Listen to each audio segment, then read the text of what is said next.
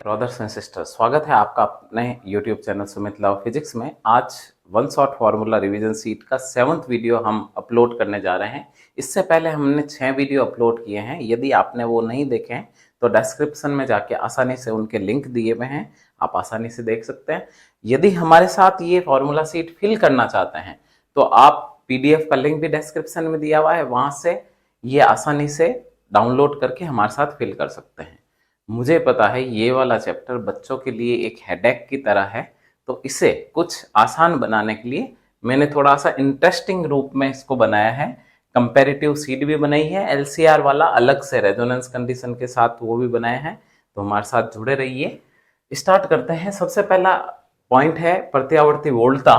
तो वोल्टा की समीकरण याद रखनी है, V is equal to V nought sine omega t, जहां V नॉट शिखर वोल्टा है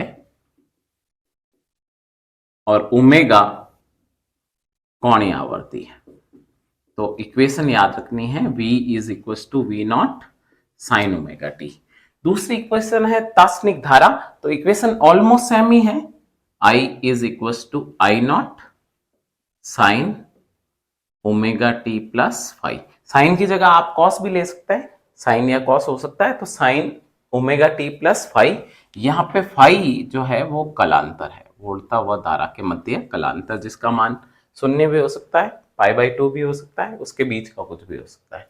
नेक्स्ट है औसत धारा या औसत वोल्टा। औसत धारा ले लेते हैं या औसत वोल्टा ले लेते हैं। तो मैं औसत धारा ले लेता हूं। औसत धारा का सूत्र है विभिन्न समय अंतराल पर धाराओं का योग व कुल समय अंतराल, यानी integration of I with respect to t, I d t upon d t. अगर पूर्ण प्रत्यावर्ती चक्र के लिए औसत धारा निकालनी है, अगर पूर्ण प्रत्यावर्ती चक्र के लिए निकालनी है औसत धारा, तो उसका मान आएगा 0। और यदि अर्ध प्रत्यावर्ती चक्र के लिए निकालनी है तो याद रखिएगा उसका मान आएगा 2I0 अपॉन पाई। इसी तरह से अगर औसत वोल्टा पूछा जाए तो भी यही आ जाएगा, आई की जगह V रिप्लेस हो जाएगा और सेम फॉर्मूला बन जाएगा। उसके बाद बहुत इंपॉर्टेंट है वर्ग माध्य मूल वोल्टा या वर्ग माध्य मूल धारा। तो VRMS इसको बोलते हैं, रूट मीन स्क्वायर। ये होता है V नॉट अपॉन रूट 2। यहाँ पे V नॉट अगेन शिखर वोल्टा है। यदि IRMS पूछा जाए तो IRMS इज इक्वल टू होगा I नॉट अपॉन रूट 2। उसके बाद है शक्ति गुणांक। वोल्टा और धारा के मध्य जो कलांतर होती है उसकी कौज्या यानी कॉस फाई को हम बोलते हैं शक्ति गुणांक, जो कि कितनी शक्ति का व्यय हुआ है उसका गुणांक है, उसको बताता है। नेक्स्ट है औसत शक्ति। औसत शक्ति में जैसे अपन ने औसत धारा या औसत वोल्टा निकाली थी, वैसे ही आई को रिप्लेस कर देंगे P से, तो औसत शक्ति का फॉर्मूला बन जाएगा। और फाइनली सॉल्व होके हमारे पास आएगा V nought I nought upon 2 cos five. इस 2 को √2 इंटू √2 कर सकते हैं, तो VRMS इंटू IRMS भी बन सकता है। तो दूसरा फॉर्मूला ये भी बन सकता है, P is equal to P virtual यानी आभासी शक्ति इंटू कॉस फाइव। तो औसत शक्ति का ये फॉर्मूला आ गया। औसत शक्ति is equal to V nought I nought upon 2 into cos five, या फिर P is equal to P virtual आभासी कॉस फाइव। तो यहां पे आप देख सकते हैं कॉस फाई का एक और फॉर्मूला बन गया है, औसत शक्ति अपॉन आभासी शक्ति का अनुपात भी शक्ति गुणांक कहलाता है। नेक्स्ट है यदि एसी परिपथ में केवल प्रतिरोधक जुड़ा हो या केवल प्रेरण कुंडली जुड़ी हो या केवल संधारित्र जुड़ा हो, तीनों को कंपेयर करके मैंने इंडेक्स बनाई है ताकि तीनों को कंपैरेटिव करके 3 डेरिवेशन एक साथ आपको पता हो सके। तो सबसे पहली कंडीशन ले लेते हैं, यदि एसी परिपथ में केवल प्रतिरोधक जुड़ा हो तो तात्क्षणिक वोल्टा और तात्क्षणिक धारा की इक्वेशन अपन फिलअप करेंगे। तात्क्षणिक वोल्टा की इक्वेशन होगी V is equal to V nought sine omega t, और I इज इक्वल टू आ जाएगा I nought sine omega t. यानी आप देख सकते हैं कलांतर जो है उसका मान 0 है। तो नेक्स्ट ये भी भर देता हूं, वोल्टा और धारा के मध्य कलांतर हमेशा 0 होगा। नेक्स्ट अपन लेते हैं यदि एसी परिपथ में केवल L जुड़ा हो, तो ये एक ट्रिक याद रखिएगा, यदि L जुड़ा हो एसी परिपथ में तो V आगे रहेगा, वोल्टेज आगे रहेगा। तो मैं दो तरीके हैं इसको फिलअप करने की। V is equal to V nought sine omega t ले लेता हूं, तो I is equal to I nought sine. अब ध्यान दीजिएगा L जुड़ा हुआ है तो V आगे रहेगा, यानी I पीछे रहेगा, तो omega t minus pi by to. या फिर इसको ऐसे भी भर सकते हैं, वोल्टेज को आगे कर दीजिए, V is equal to V nought sine omega t plus pi by two, और I is equal to I nought sine omega t. दोनों ही ठीक है, मुझे ये ज्यादा ठीक लगता है तो पहले मैंने ये लिख दिया। उसी तरह से यदि एसी परिपथ में केवल संधारित्र जुड़ा हो तो V is equal to V nought sine omega t, I is equal to, यदि C जुड़ा हुआ है तो I आगे रहेगा। आपको याद रखना है, L जुड़ा हुआ है तो V आगे रहेगा, C जुड़ा हुआ है तो I आगे रहेगा। यदि केवल रेजिस्टेंस है, प्रतिरोध है, तो दोनों समान कला में होंगे, तो I आगे हो जाएगा। I is equal to I nought sine omega t plus pi by two. इसको भी आप अगर दूसरे फॉर्म में लिखना चाहते हैं तो ऐसे लिख सकते हैं, I is equal to I nought sine omega t, तो ये आ जाएगा V is equal to V nought sine omega t minus pi by to.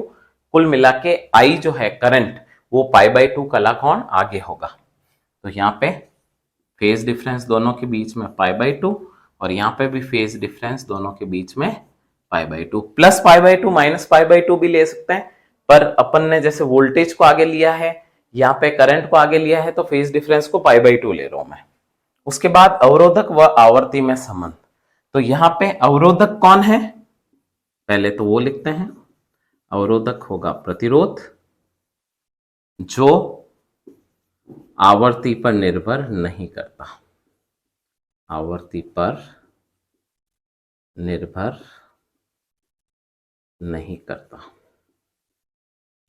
Next है, जब एसी परिपथ में केवल प्रेरण कुंडली जुड़ी हो तो अवरोधक कौन होगा, तो उसको बोलते हैं प्रेरणिक प्रतिघात।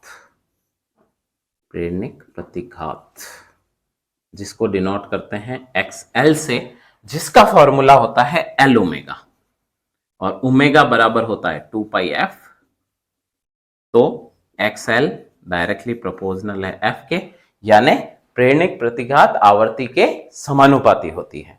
इसी तरह से यदि केवल संधारित्र जुड़ा हो तो अवरोधक होगा धारतीय प्रतिघात, धारतीय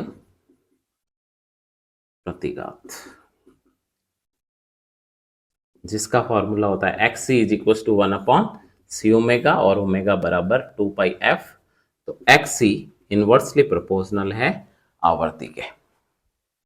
उसके बाद है शक्ति गुणांक, तो शक्ति गुणांक का यहाँ पे फॉर्मूला पढ़ा था, power factor is equal to cos phi, phi की जगह यहाँ पे मैंने लिखूंगा 0, तो कॉस 0 का मान 1, यानी शक्ति गुणांक का मान अधिकतम होता है, यानी शक्ति व्यय जो है वो अधिकतम होगा। यहाँ पे power factor cos pi by two, cos pi by two की वैल्यू 0।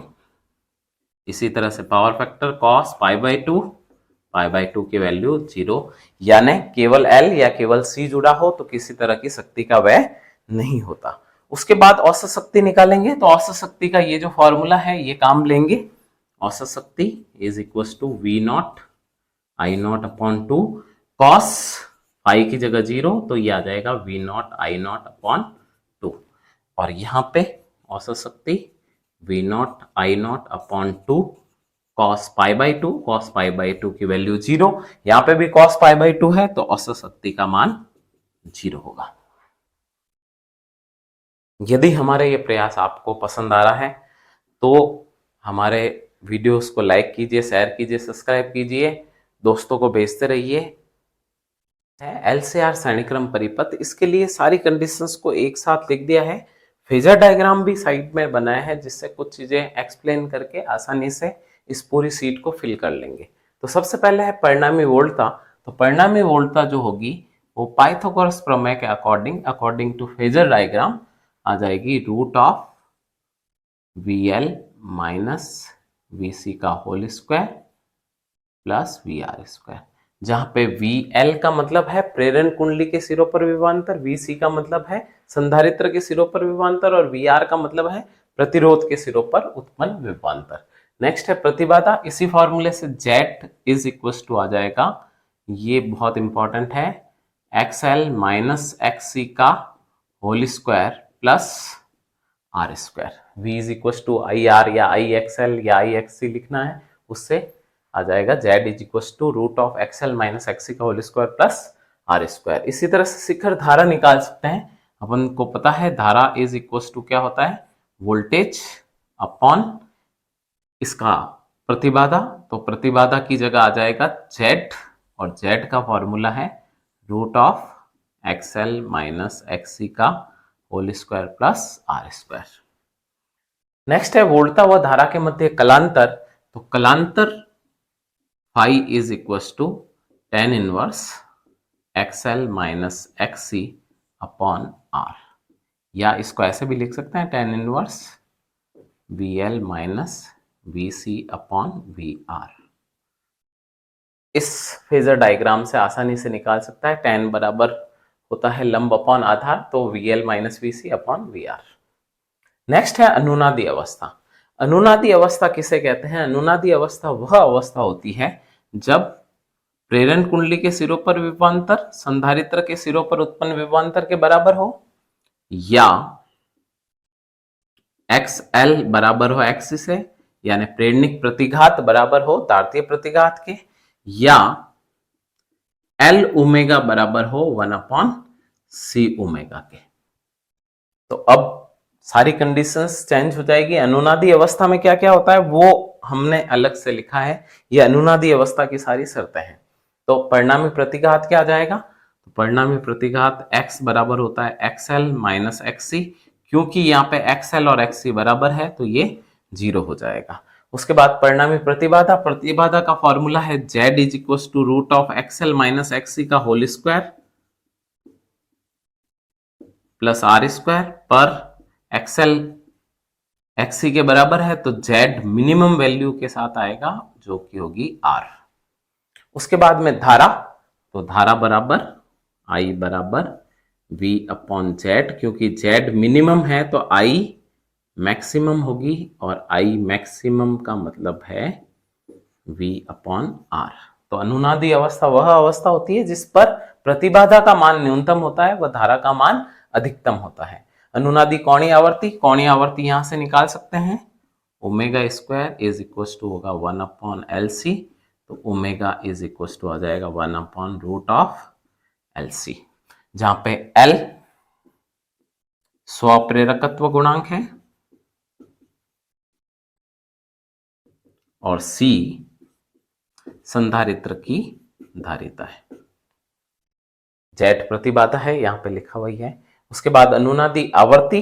आवर्ती के लिए ओमेगा इज इक्वल टू होता है 2 पाई f, तो f इज इक्वल टू आ जाएगा 1 upon 2 pi root of LC।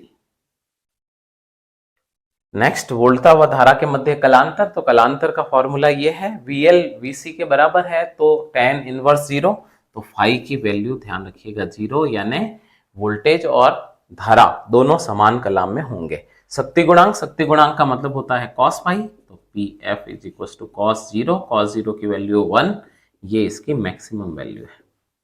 और औसत शक्ति। औसत शक्ति का फॉर्मूला हमने पढ़ा था V0 I0 upon 2 into cos phi, तो cos 0 आ जाएगा, तो average power is equal to होता है V0 I0 अपॉन 2।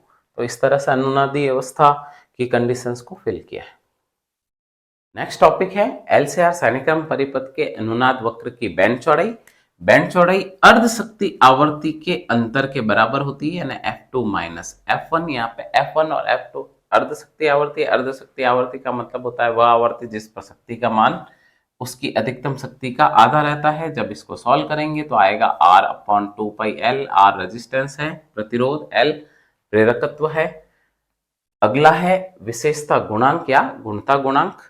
विशेषता गुणांक के बहुत सारे फॉर्मूले हैं, उसमें से एक फॉर्मूला है अनुनादी आवर्ती व बैंड चौड़ाई के अनुपात को विशेषता गुणांक या गुणता गुणांक कहते हैं, या अनुनादी अवस्था में XL और प्रतिरोध के अनुपात को, या अनुनादी अवस्था में XC और प्रतिरोध के अनुपात को, या इन सबको सॉल्व करोगे तो एक ही फॉर्मूला आता है 1/r√L/C। तो इसको कहते हैं विशेषता गुणांक या गुणता गुणांक। उसके बाद है ट्रांसफार्मर। तो ट्रांसफार्मर से संबंधित एक फॉर्मूला है ES/EP is equal to NS/NP is equal to IP/IS।